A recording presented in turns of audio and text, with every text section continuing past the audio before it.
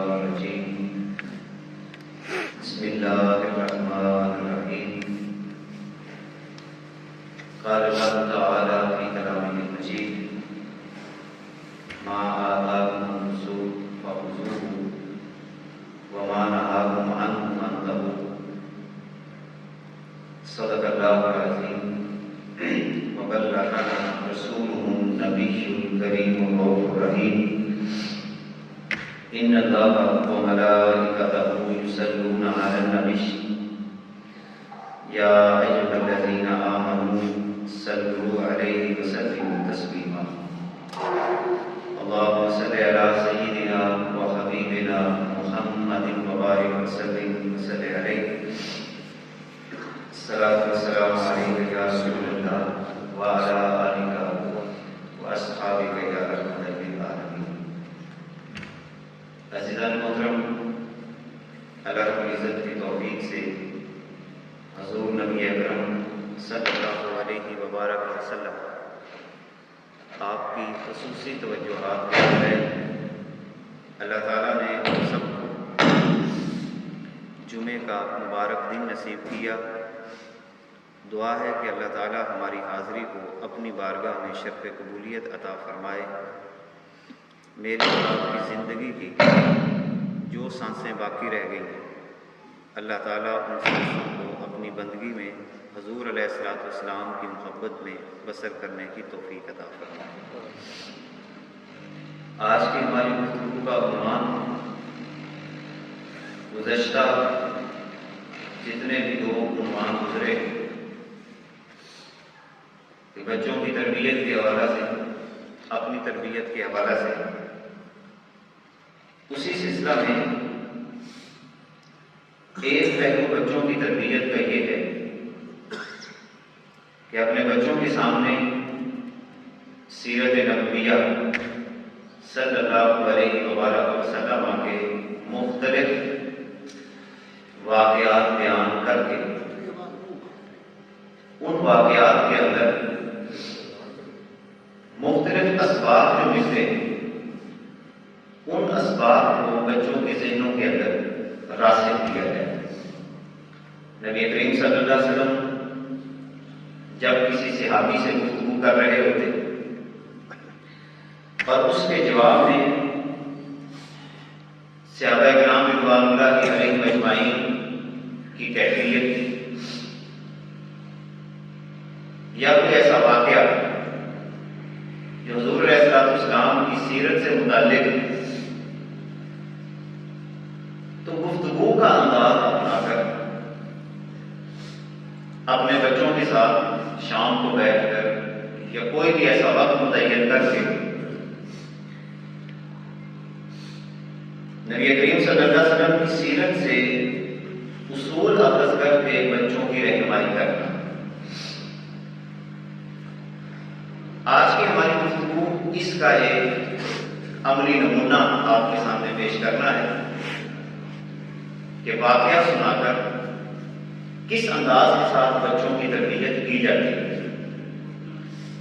اب اس سلسلہ میں سب سے پہلے تو ہمیں اپنے بچوں کے ذہن کے اندر یہ بات واضح کرنا ہے قرآن مقدس نے جو اصول عطا فرمایا آقا کریم علیہ الصلوۃ والسلام کی گفتگو کے حوالے سے آپ کی زندگی کے حوالے سے ماں آتاکم الرسول اپنے بچوں کے ذہن میں یہ بات راسخ کرنی ہے. جیسا کہ ہم نے گزشتہ جمعے میں ترجیحات کے اوپر بات کی تھی کہ ہم اپنے بچوں کے ذہن کے اندر کیا بات ڈالتے ہیں کہ ہماری زندگی کی ترجیح کیا ہے. تو جب یہ بات واضح ہوگی کہ ہماری ترجیح اللہ کا رسول ہے صلی اللہ علیہ وسلم، جو اللہ کا رسول تمہیں حکم دے دے تم نے اس کو مضبوطی سے پکڑ لینا. پر جس چیز سے اللہ کا رسول تمہیں روک دے اس سے اپنے آپ کو روک لینا ہے. آج کی حدیث جو مختلف کتب میں ہے اور امام ترمذی نے شمائل ترمذی کے اندر اس حدیث کو نقل کیا اور اس حدیث کے راوی ہیں حضرت ابو ہریرہ رضی اللہ تعالیٰ عنہ، ایک بڑا دلچسپ واقعہ آقا کریم علیہ السلام کی زندگی کے متعلق حضرت ابو ہریرہ رضی اللہ تعالیٰ عنہ بیان فرماتے ہیں۔ آپ نے بھی کوشش کرنی ہے کہ یہ اس طرح کے واقعات، یہ آج ایک بطور نمونہ ہے، شمائل ترمذی لے لیں، سیرت کی کوئی آسان کتاب لے، بلکہ فقہ السیرہ کے نام سے جو کتابیں ملتی ہیں، سیرت بھی بیان کی جا رہی ہوتی ہے اور ساتھ ساتھ سیرت کے واقعہ سے ہم کیا سیکھ سکتے ہیں وہ چند نکات وہ بھی لکھے جاتے ہیں۔ اس طرح کی 2-4 کتابیں لے کر اگر ہم اپنے گھر کی زینت بنا لیں، مطالعہ کریں اور مطالعہ کرنے کے بعد اس انداز کے ساتھ سیرت بیان کریں گے تو انشاءاللہ تعالی اللہ کے فضل و کرم سے حضور علیہ السلام کی محبت کے طفیل آہستہ آہستہ جو کردار ہوگا اس کے اندر آگے ترقی بڑھتی چلی جائے گی۔ سیدنا ابو ہریرہ رضی اللہ تعالیٰ آپ بیان کرتے ہیں، خرج رسول اللہ صلی اللہ علیہ وسلم فی ساعۃ لا یخرج فیہا ولا یلقاہ فیہا احد۔ نبی کریم صلی اللہ علیہ وسلم ایک دن یا ایک رات، یہاں پر کوئی وقت متعین ذکر نہیں، ساتھ کا ذکر ہے، یعنی کسی بھی لمحے آقا کریم علیہ السلام اپنے گھر سے باہر تشریف لائے، مگر وہ وقت ایسا تھا لا یخرج فیہا، آپ اس وقت کے اندر کبھی اپنے گھر سے باہر نہیں نکلتے تھے عموماً، یعنی اس وقت کے اندر باہر تشریف نہیں لاتے، ولا یلقاہ فیہا احد، اور اس وقت کے اندر حضور علیہ السلام سے کوئی ملاقات بھی نہیں کرتا تھا۔ آپ جب باہر تشریف لائے فَأَتَاهُ أَبُو بَكْرٍ، تو سیدنا ابو بکر صدیق رضی اللہ تعالیٰ وہ بھی سرکار کی بارگاہ میں اسی دوران حاضر ہو گئے، وہ بھی اپنے گھر سے باہر نکلے۔ نبی کریم صلی اللہ علیہ وسلم نے سیدنا ابو بکر صدیق رضی اللہ تعالیٰ عنہ سے پوچھا، فقال ما جاء بك یا ابا بکر، اے ابو بکر تو اس وقت کیوں باہر ہے؟ حضور علیہ السلام کو جیسے ایک عام روٹین سے بندہ ہٹ کے باہر آتا ہے، تو آپ شاید تنہا نکلنا چاہتے تھے، یعنی تنہا باہر کسی مقصد کے لیے جانا چاہتے تھے، تو سیدنا ابو بکر صدیق رضی اللہ تعالیٰ عنہ بھی حاضر ہو گئے۔ تو کائنات کے آقا نے پوچھا، ابو بکر تو اس وقت کیوں آیا؟ قال خرجت القى رسول اللہ صلی اللہ علیہ وسلم وانظر فی وجهه والتسلیم علیہ۔ یا رسول اللہ صلی اللہ علیہ وسلم میں تو اس لیے نکلا ہوں، یعنی میرے دل کے اندر جو ارادہ تھا گھر سے نکلنے کا کہ میں اللہ کے رسول سے ملاقات کروں اور اللہ کے رسول کے چہرے مبارک کی زیارت کروں۔ وَأَنظُرُ فِي وَجْهِهِ، حضور میں تو اس لیے نکلا ہوں کہ آپ سے ملاقات ہو جائے گی، آپ کے چہرے مبارک کی زیارت کروں گا، وَالتَّسْلِيمَ عَلَيْهِ، اور حضور علیہ السلام کی بارگاہ میں سلام عرض کروں گا۔ تو یہ 3 باتیں سیدنا ابو بکر صدیق رضی اللہ تعالیٰ عنہ نے سرکار کی بارگاہ میں عرض کی۔ فلم یلبس ان جاء عمر، ابھی تھوڑی ہی دیر گزری کہ سیدنا عمر رضی اللہ تعالیٰ آپ بھی سرکار کی بارگاہ میں حاضر ہوئے۔ فقال ما جاء بك یا عمر، اے عمر تو کس لیے اس وقت آ گیا؟ یعنی پہلے حضور اس وقت باہر تشریف لائے، حضرت ابو بکر رضی اللہ تعالیٰ عنہ بھی حاضر ہو گئے، آپ نے ان سے بھی سوال کیا۔ حضرت عمر رضی اللہ تعالیٰ عنہ آپ جب حاضر ہوئے تو حضور نے ان سے بھی پوچھا کہ عمر تو کیسے آیا؟ قال الجوع یا رسول اللہ صلی اللہ علیہ وسلم، حضور میں تو اس لیے نکلا ہوں، ان سیدھی سیدھی بات کی کہ مجھے تو بھوک بڑی لگی، اس لیے میں باہر نکلا ہوں۔ جب حضرت عمر رضی اللہ تعالیٰ عنہ نے سرکار کی بارگاہ میں یہ عرض کی حضور مجھے تو بھوک بڑی لگی ہوئی تھی۔ قال صلی اللہ علیہ وسلم وَأَنَا قَدْ وَجَدْتُ بَعْدَ ذَلِكَ، کائنات کے آقا صلی اللہ علیہ وسلم نے فرمایا کہ میرا بھی کچھ ایسا ہی معاملہ ہے، میرا بھی کچھ ایسا ہی معاملہ ہے، میں بھی عام روٹین سے ہٹ کر گھر سے باہر اس لیے نکلا ہوں کہ مجھے بھی بھوک لگی۔ تینوں اکٹھے ہو گئے۔ فانطلقوا إلى منزل أبي الهيثم بن تيهان الأنصارية،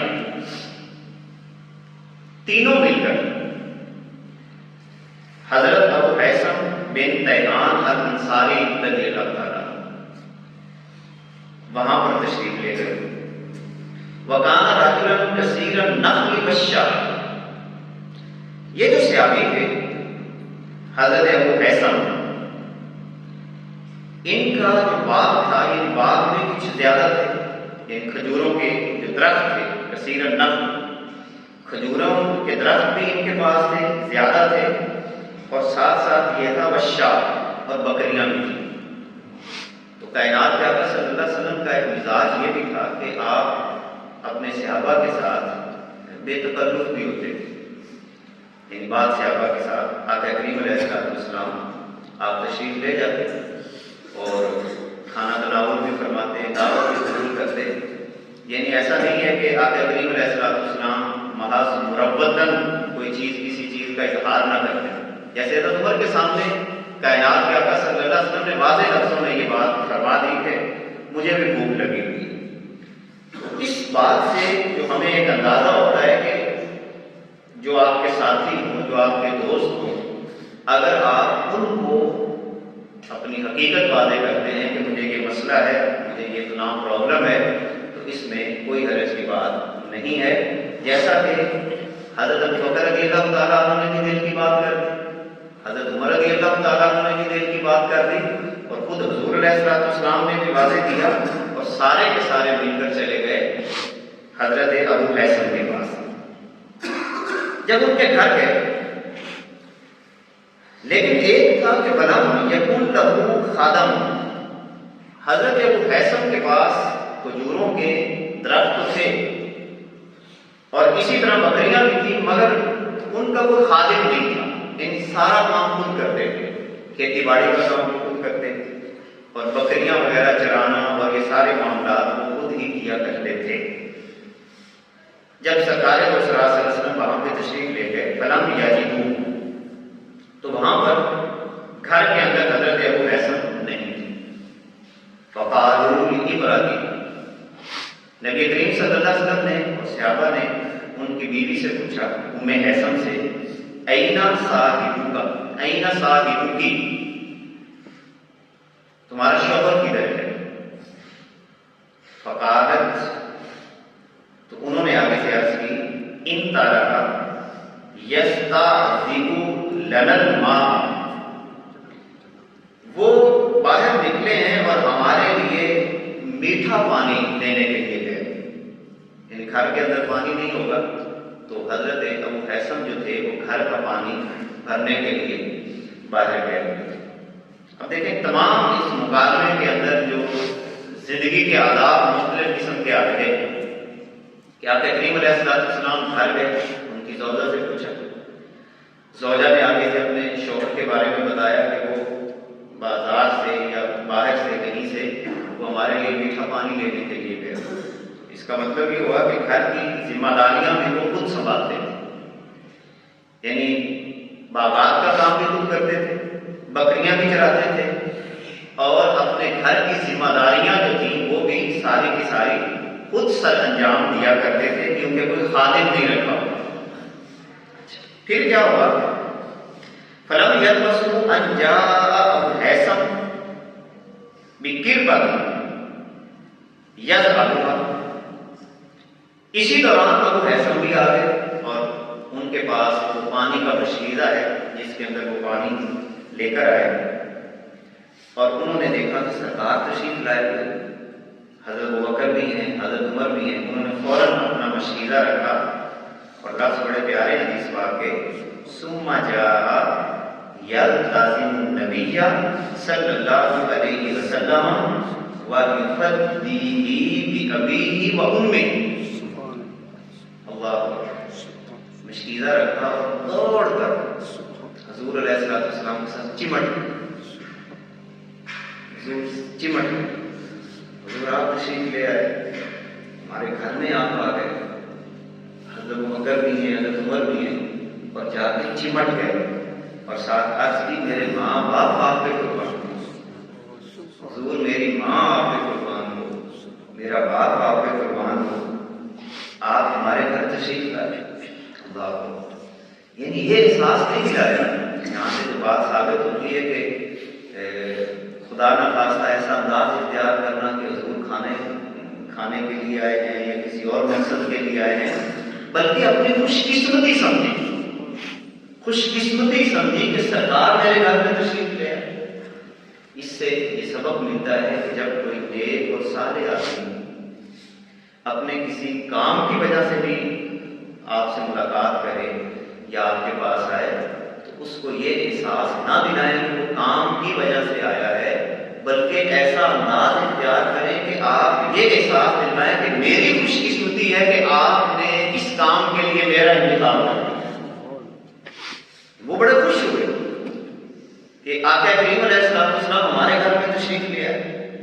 اچھا, اگلے انداز دیکھیں, کمال کے انداز ہیں. ثم انطلق بهم الى حدیقۃ فبسط لهم بساطا. پھر باغ کے اندر لے گئے اور ایک چادر بچھائی حضور علیہ السلام کے لیے اور صاحبین کے لیے چادر بچھائی. ثم انطلق الى نخلۃ فجاء بکنب. پھر ایک کھجور کے درخت کی طرف گئے اور وہاں سے پورا گچھا کاٹ کے لے کے آئے اور سرکار کی بارگاہ میں پیش کر دیا. فوادہ. اب حضور نے ایک سوال کیا. حضور نے سوال یہ کیا, فقال نبی صلی اللہ علیہ وسلم افلا تنقیت لنا من رطبہ. ابو حسن, اب ہر بات پہ آپ نے نوٹ کرنا ہے, مکالمے سے چیزیں نوٹ کرنی. ابو حسن تو پورا گچھا ہی لے کے آ گیا, تو یوں کرتا کہ وہاں سے جو تر کھجوریں تھیں وہ لے کے آ جاتا. تو تر بھی لے کے آ گیا ہے, کچھ ردی بھی ہیں, ساری ملی جلی, چونکہ پورا گچھا ہی لے کے آ گیا تو تو صرف تر کھجوریں لے کے آ جاتا, یہ سارا گچھا ہی لے کے کیوں آ گیا؟ فقال یا رسول اللہ, عرض کی حضور, انی اردت ان تختاروا وتخیروا من رطبہ وبصرہ. میں اس لیے سارا گچھا لے کے آیا ہوں تاکہ آپ اپنی پسند سے تر کھانا چاہیں تر کھا لیں, خشک کھانا چاہیں خشک تناول کرنا. اور اگر میں صرف تر لے آتا تو آپ کا دل کرتا خشک کو تو یہ بھی بے ادبی تھی, اور اگر میں خشک لے آتا اور آپ کا دل تر کو کر رہا ہوتا تو یہ بھی بے ادبی تھی. اس لیے میں سارا کا سارا گچھا لے کے آپ کی بارگاہ میں حاضر ہو گیا ہوں. اب آپ کو اختیار ہے وہ تر کھجوریں کھا لیں یا خشک کھجوریں کھا لیں. اس کا وہ بڑوں کے سامنے یہ انداز اختیار کیا ہے محبت کے ساتھ. بچوں کے اندر کے مختلف قسم کی تعلیمات ہم نے دینی کہ دیکھیں اس صحابی نے دو طرح کی کھجوریں جو تھیں سرکار کے سامنے رکھی, تو لہٰذا جب مہمان آئے تو جتنا ممکن ہو سکے آپشن رکھیں تاکہ مہمان مربت کے اندر کہیں وہ ایک چیز پہ اکتفا نہ کرے. جتنا آپ کے وسعت میں ہوتا ہے, مثلا مہمان ٹھنڈا پانی پینا چاہتا ہے یا گرم پانی پینا چاہتا ہے, آپ دونوں رکھیں.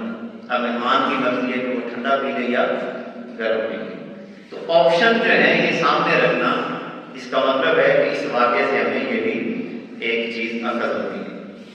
اچھا, فَأَكَلُوا وَشَرِبُوا مِنْ ذَلِكَ الْمَاءِ. نبی کریم صلی اللہ علیہ وسلم نے کھجوریں تناول کی, چاول بھی اور پانی بھی پیا. اللہ, جیسے سرکار نے وہ کھجوریں تناول کی اور صحابہ نے فقال صلی اللہ علیہ وسلم ھذا الذی نفسی بيده من النعيم الذي تسألون عنه يوم القيامة. یہ ہے توجہ کہ جب بھی آپ کے سامنے کوئی نعمت آئے تو یہ نہیں ہے کہ کھا کر بس جو مرضی آپ رویہ اختیار کریں. کائنات کے آقا صلی اللہ علیہ وسلم نے جب یہ تر کھجوریں یا جو بھی کھجوریں تناول کی اور پانی نوش فرمایا تو فوراً اللہ کی بارگاہ میں عرض کی والذی نفسی بیدہ من النعیم، اس ذات کی قسم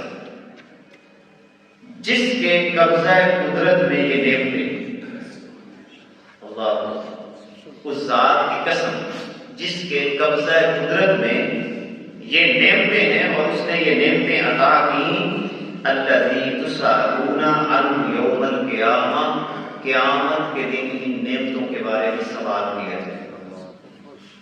توجہ دلائی کہ جب کھانا سامنے آئے کوئی نعمت اللہ تعالیٰ عطا کر دے تو اللہ کو نہیں بھول جانا، فوراً اللہ کا شکریہ ادا کرنا ہے. اب جیسے ہم یہاں پہ بیٹھے ہیں، اتنا اللہ کا کرم، اتنا اللہ کا کرم، یہ چھت ہے، پردے باہر لٹکے ہوئے، قالین نیچے بچھے ہوئے ہیں، ہم نے اوپر گرم چادریں بھی لی ہوئی ہیں، گرم لباس بھی پہنا ہوا ہے. اگر اللہ تعالیٰ ہم سے یہ چھین لے، کسی روڈ پہ پھینک دے، چھت چھین لے، نیچے سے یہ گرم جو فرش ہے یہ ہٹا دے اور ٹھنڈی جگہ پہ ہم کو بھیج دے تو ہماری کیا حالت ہوگی. اسی لیے اللہ تعالیٰ قرآن میں کہتا ہے تمہاری آنکھیں، تمہارے کان، تمہارا دل، ہر ایک نعمت کے بارے میں تم سے سوال کیا جائے.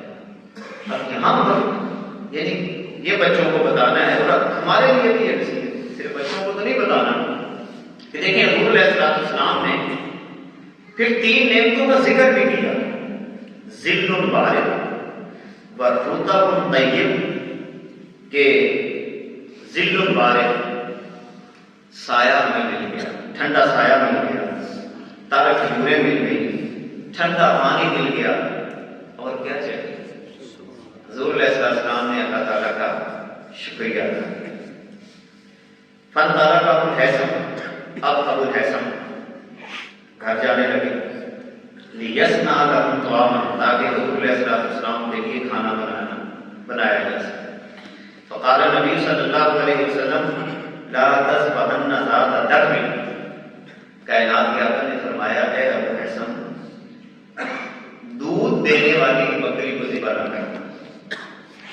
یعنی ہمارے لیے اگر تو کھانا بنانے جا رہے ہیں تو ہمارے لیے دودھ والی بکری کو ذبح نہ کرنا.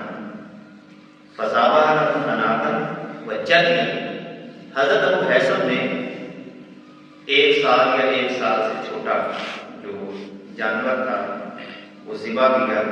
فأتاهم بها، سرکار کی بارگاہ میں لے آئے، فأكلوا، انہوں نے کھایا.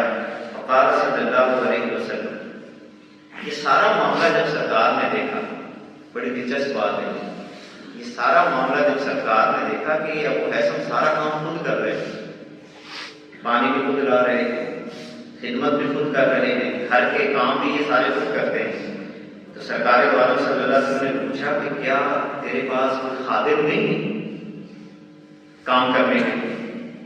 قال لا، عرض کی حضور میرے پاس خادم نہیں ہے. قال فإذا أتانا سبي فاتنا، حضور فرمانے لگے جب ہمارے پاس کوئی غلام آئے کہیں سے تو پھر میرے پاس آئے.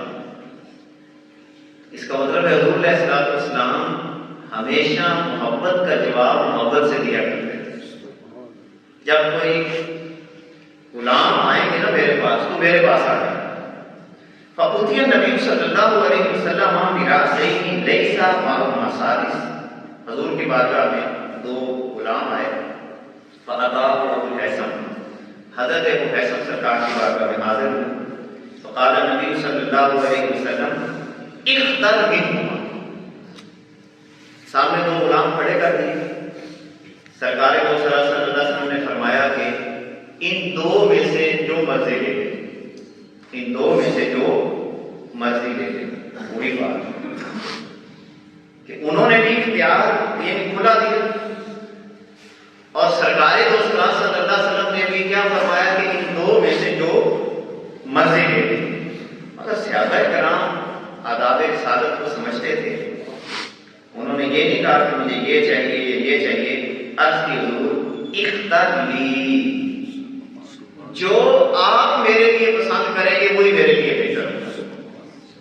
اس کا مطلب صحابہ یہ بات جانتے تھے کہ اللہ کے بعد اس کائنات کے اندر اگر کوئی ہمارا سب سے بڑا خیر خواہ ہے تو وہ اللہ کے نبی، اور جو اللہ کے نبی صلی اللہ علیہ وسلم ہمیں عطا کر دیں گے بس ہمارے لیے بھی کافی۔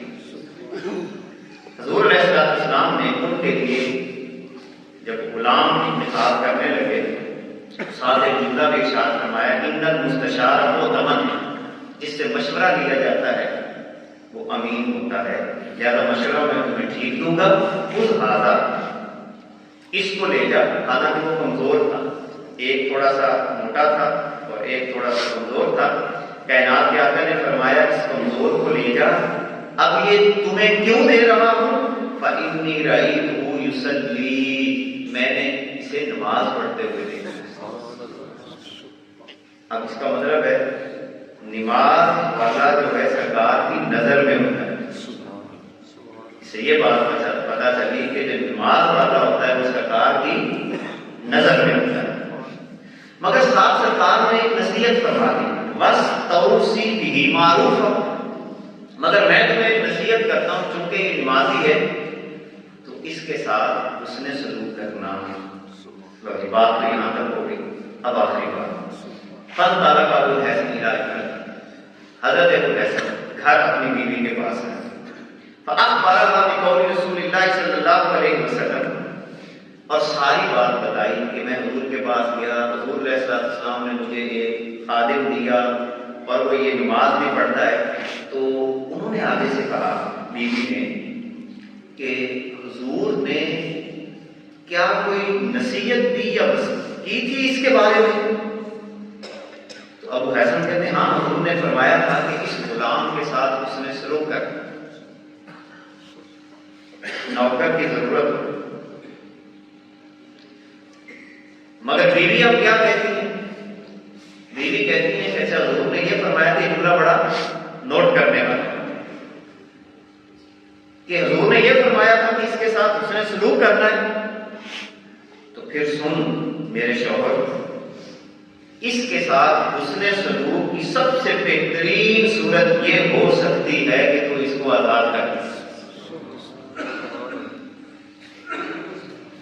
بیوی بھی دیکھیں کیسا مشورہ دے رہی کہ ہمیں سرکار نے چونکہ یہ فرمایا، اس نے دیکھیں یہ ہے اشارہ مصطفیٰ پہ چلتے ہیں۔ اب یہاں سے کتنی نصیحتیں آپ بچوں کو سمجھا سکتے ہیں، ہم کتنی باتیں حضور کی اگنور کر جاتے ہیں۔ حضور نے یہ بھی فرمایا ہے، یہ بھی فرمایا ہے، یہ بھی فرمایا، ہمیں کوئی فکر ہی نہیں ہوتی۔ مگر صرف سرکار نے یہ تو نہیں فرمایا تھا کہ تم نے اس کو آزاد کرنا ہے، بلکہ یہ فرمایا تھا اس کے ساتھ اس نے سلوک کرنا۔ تو بیوی اپنے شوہر کو یہ کہہ رہی ہے کہ بہترین حسن سلوک کی صورت یہ ہے کہ سرکار نے جو فرمایا ہے تو اس کو آزاد کر دیں۔ تو شوہر فوراً آگے سے کہتا ہے ٹھیک ہے میں نے اس کو آزاد کر دیا۔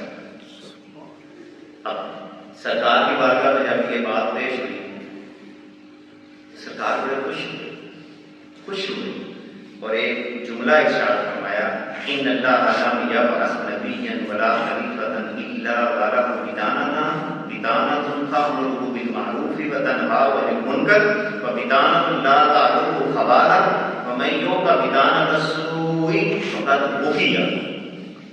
حضور نے فرمایا کہ کوئی بھی بندہ اس کائنات کے اندر نبی بن کے آتا ہے یا خلیفہ بن کے آتا ہے، اس کے دو بطانتان ہوتے ہیں، دو قسم کے مشیر ہوتے ہیں۔ بعض مشیر ایسے ہوتے ہیں جو انہیں نیکی کا حکم دیتے ہیں، برائی سے روکتے ہیں، اور بعض مشیر ایسے ہوتے ہیں جو اسے رسوا کر کے چھوڑتے ہیں۔ ان مشیر دو طرح کے بندے کو اس دنیا میں ملتے ہیں۔ اس سے یہ بھی پتہ چلا کہ بندے کے مشیر اچھے ہوں تو کامیاب ہو جاتا ہے، بندے کے مشیر خراب ہوں تو